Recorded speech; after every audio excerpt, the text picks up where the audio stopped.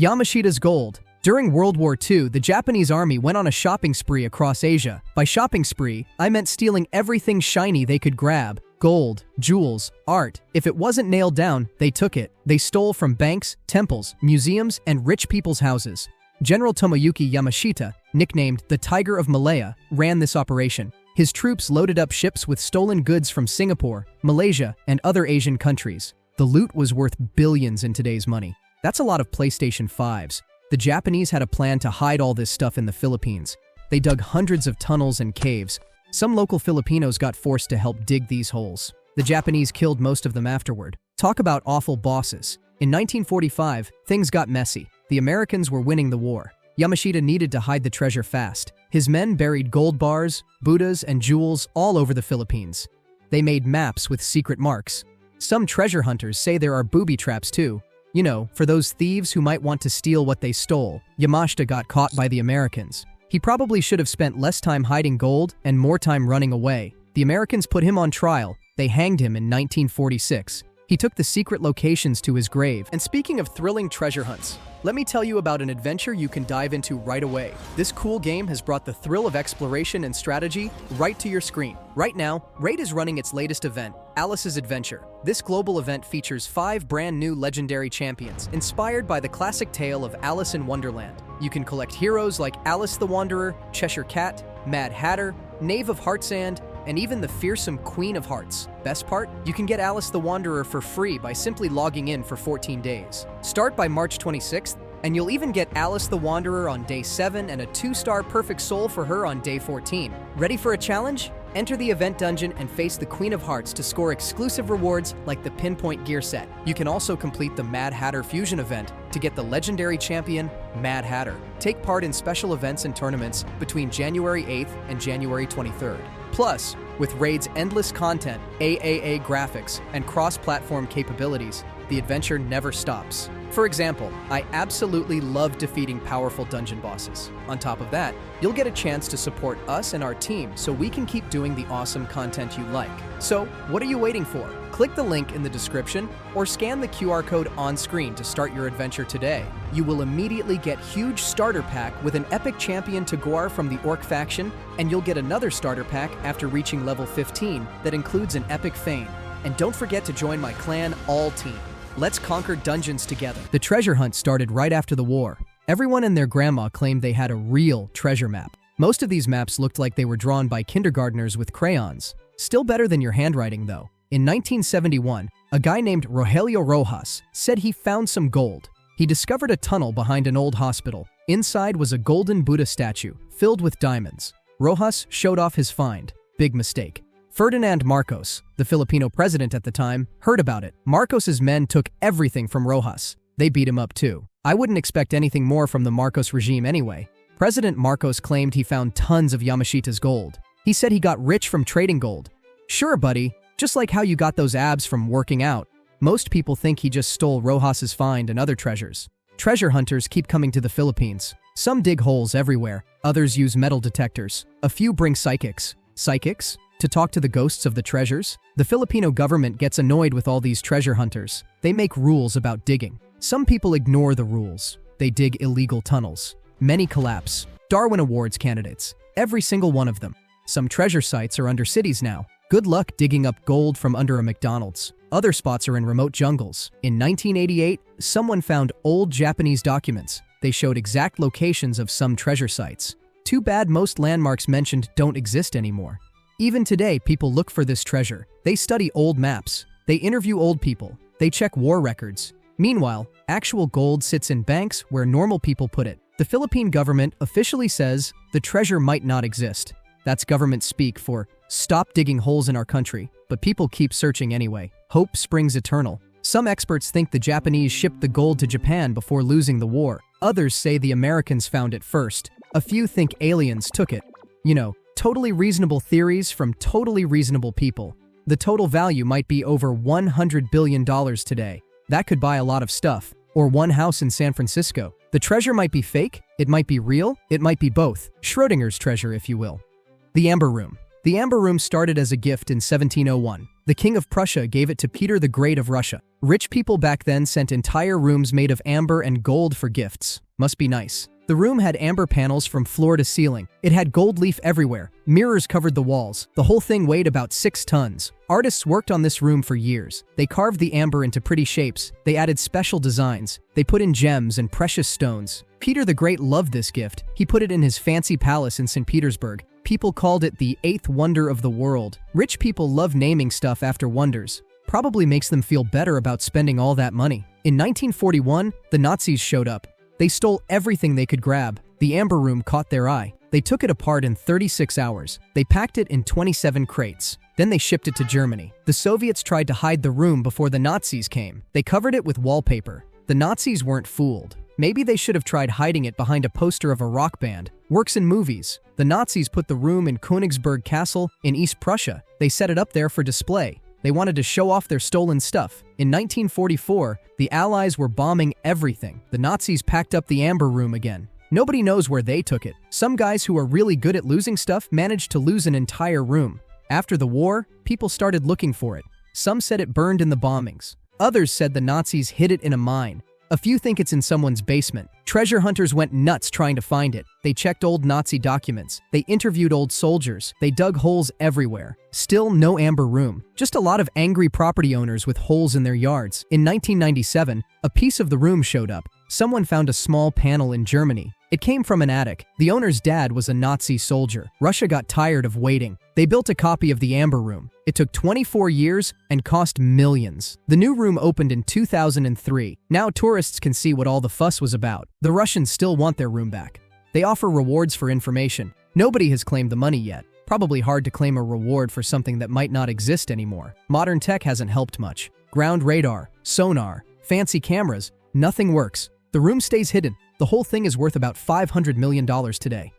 El Dorado. El Dorado started as a dumb ritual where a tribal chief covered his ass in gold dust and jumped into Lake Guatavita in Colombia. The Muisca people did this every time they got a new chief, throwing gold and precious stuff into the lake while the gold-covered dude swam around. The Spanish showed up in the 1530s and totally lost their minds when they heard about this golden skinny dipping party. They were so greedy about it that they turned a simple ceremony into some made-up story about an entire city made of gold, which should tell you everything you need to know about colonial mindsets. And soon, every gold-hungry European with a boat was sailing to South America. These dummies kept moving the supposed location of El Dorado around. First it was in Colombia, then Venezuela, then the Eastern Andes, and finally, somewhere in the Amazon rainforest. Nobody could make up their damn mind about where this shiny city was supposed to be. Gonzalo Pizarro, this Spanish explorer who probably thought way too highly of himself, led the first major hunt for El Dorado in 1541. This genius took 4,000 people, including natives they forced to carry stuff into the Amazon rainforest. Half of them died, and all they found were some trees and angry mosquitoes. Francisco de Orellana, who was part of Pizarro's expedition, got tired of walking and built a boat to sail down the Amazon River. He didn't find El Dorado either, but he did become the first European to travel the whole length of the Amazon. Congratulations on accidentally doing something useful while being a gold-obsessed fool. Sir Walter Raleigh, this British guy, went looking for El Dorado twice. The first time in 1595, he came back with nothing except a book full of lies about the Golden City. He went again in 1617, and this time his own king executed him when he came back empty-handed. Lake Guatavita became the center of attention when people figured out it might be where the whole gold bath thing started. Some genius Spanish entrepreneurs tried to drain it in 1545 by cutting a hole in the side. They managed to lower the water level and found some gold, but the cut collapsed and killed a bunch of workers. Another group tried again in 1580, making a bigger hole and finding more gold items, but they couldn't empty the lake completely. This perfectly good lake got absolutely wrecked by people looking for gold. In 1911, a British company called Contractors Limited got permission to drain the lake. They dug a tunnel under it and everything, but they only found a few hundred gold pieces. The Colombian government finally got tired of everyone messing with their lake and made it a protected site in 1965. The place where this whole mess started now makes money from tourists instead of gold hunters. The search for El Dorado killed thousands of people, wasted tons of money, and destroyed parts of the Amazon rainforest. The Spanish and British wrote all these detailed maps and journals about their searches, filling them with total BS about golden cities and two-headed natives. These stories got printed in Europe, and made even more people waste their time looking for El Dorado. Some lost explorers ended up finding actual cool stuff like new rivers and mountains, but they were too busy being disappointed about not finding gold to care. The whole thing turned into such a big deal that El Dorado became another way to say you're chasing something that doesn't exist. Ark of the Covenant. Moses got the 10 Commandments from God around 1440 BC. These stone tablets needed a secure box, so God gave super specific instructions to build this golden chest called the Ark of the Covenant. The box measured about 4 feet long and 2.5 feet wide. The Israelites used acacia wood and covered every inch with pure gold. They stuck 2 golden angels on top, facing each other like they were having some celestial staring contest. Inside this fancy box, they put the stone tablets, a pot of manna, and Aaron's rod, the one that flowered. The ark had these poles on the sides so people could carry it around without touching it directly. It was due to the fact that anyone who touched this thing supposedly dropped dead on the spot. The Israelites dragged this shiny death box everywhere for 40 years in the desert. They used it as a portable nuclear weapon, carrying it into battle where it would shoot lightning or something at their enemies. When they finally settled down, they stuck it in the tabernacle, a fancy tent. King David later moved it to Jerusalem, doing a whole parade thing while dancing his life off. His son Solomon built a permanent home for it in his temple around 950 BC. This temple was basically the ancient world's most expensive storage unit. The ark sat in a special room called the Holy of Holies, where only one priest could enter once a year. This was the case for about some hundreds of years, until 586 BC. This Babylonian king named Nebuchadnezzar showed up with his army and trashed Jerusalem. Nobody knows what happened to the ark after that. Some say the priests hid it in a cave under the Temple Mount. Others think it got stolen and ended up in Babylon with all the other loot. There's even a story about the prophet Jeremiah hiding it on Mount Nebo. The Ethiopian Orthodox Church claims they have the real ark stored in a church in Axum. They say a guy named Menelik I, supposedly King Solomon's son, took it there centuries ago. They keep it under guard and won't let anyone see it. Only one specially chosen guardian can look at it, and he's not allowed to leave the church grounds. The Knights Templar claimed they found it during the Crusades, but they were also the medieval equivalent of that kid who says their uncle works at Nintendo. Some people think it's buried under the Temple Mount in Jerusalem, which would be great if anyone could actually dig there without starting World War III. The Vatican gets accused of hiding it in their secret archives, along with probably every other missing historical object ever. Indiana Jones made a whole movie about finding it, and honestly, his theory about it melting Nazi faces off is about as credible as any other theory out there. Modern archaeologists, those party poopers with their scientific methods and historical evidence, mostly think the ark was probably destroyed or melted down when Jerusalem fell. But that doesn't stop people from looking for it. The most recent searches have turned up exactly nothing. Lost City of Zed. The Amazon jungle has tons of old stuff hidden in it. Some rich British guy named Percy Fawcett got super pumped about finding this place he called Zed in 1914. Why'd he call it Zed? Cause he was weird like that, and didn't want anyone else stealing his glory. The whole thing started when he was looking at some old Portuguese documents that talked about a huge city deep in the jungle. They had details about giant stone buildings, fancy statues, and roads that went on forever. Pretty sick for something from hundreds of years ago. Fawcett wasn't messing around. He grabbed a bunch of crusty old maps and spent his time asking the natives about any weird ruins they knew about. The dude was kind of a jerk though. He thought he was better than everyone else just because he went to British schools, but he knew his stuff about the jungle. He could handle the nasty bugs, gross diseases, and all the other things that made other explorers run home crying to their mommies. Back in 1925, Fawcett took his son Jack and Jack's best friend Raleigh Ramel on what turned out to be a really dumb idea. They packed up their gear and walked into the Amazon, heading toward Dead Horse Camp. That was the last time anyone saw them alive. Their last message was, "We're heading out now, bye," then gone. A bunch of search parties went looking for them, but they all came back with zip. Some of them didn't come back at all. The jungle where Fawcett disappeared is in Mato Grosso, Brazil. It's hot as heck there and full of stuff that wants to kill you. Local tribes found some of Fawcett's junk later on, but no one could prove if it was really his or not. Some people said the tribes killed them. Others thought they got lost and starved like idiots. A few crazy people even said they found a magic city and decided to live there forever. Scientists these days think Fawcett might not have been totally full of crap. They've found evidence of huge settlements in the Amazon using special radar that can see through trees. There were roads, farms, and buildings all over the place. In 1996, an explorer named James Lynch thought he found some clues. He went into the jungle with Fawcett's old papers and found some stone stuff that looked pretty ancient, but it wasn't the big amazing city Fawcett wouldn't shut up about. More people kept looking. In 2005, some lucky ones found a bunch of geometric shapes carved into the ground using satellite photos. That was cool, but still no Zed. Battle of Angari.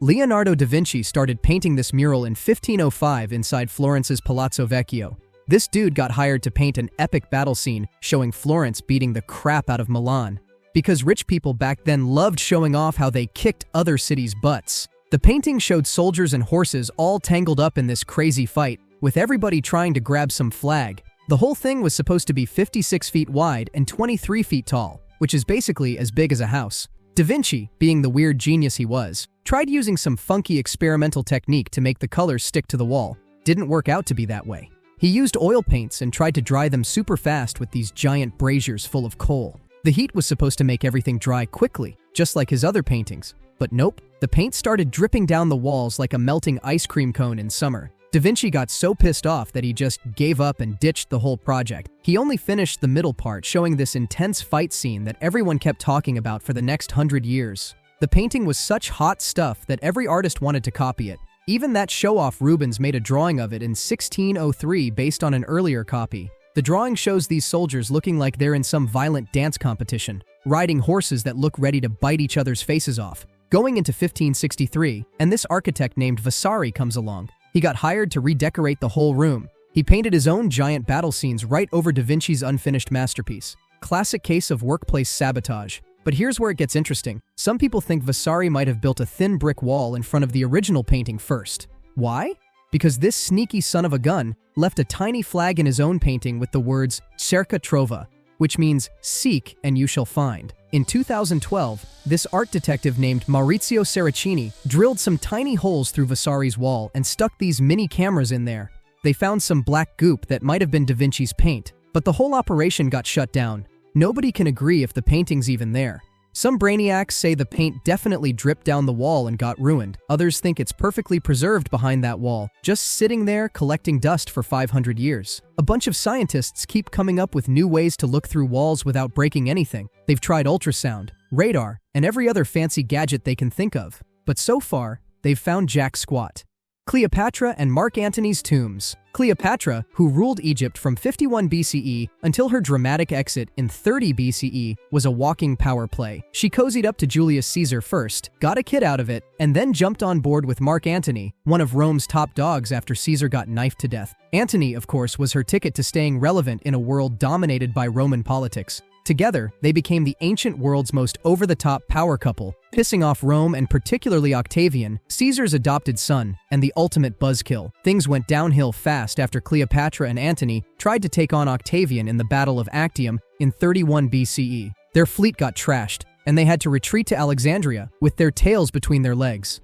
Antony, ever the Roman, decided the best way out of this mess was by doing a Romeo and Juliet. He botched it and ended up dying in Cleopatra's arms. Then she, not to be outdone, killed herself too, supposedly with a snake, though to be honest, no one really knows if it was a snake, poison, or something else. Either way, both were dead, leaving Octavian to mop up Egypt and take the whole place for Rome. Ancient accounts, probably written by Roman historians who loved making themselves look like the good guys, say that Octavian allowed Cleopatra and Antony to be buried together. Cleopatra had supposedly been working on a fancy tomb for herself, so it makes sense that they'd end up there. But no one knows where "there" is. Alexandria, Cleopatra's capital, is a prime suspect. But earthquakes, tsunamis, and over 2,000 years of urban development have buried most of the ancient city under modern Alexandria, or underwater. One popular theory is that their tomb might be at Taposiris Magna, a temple complex west of Alexandria.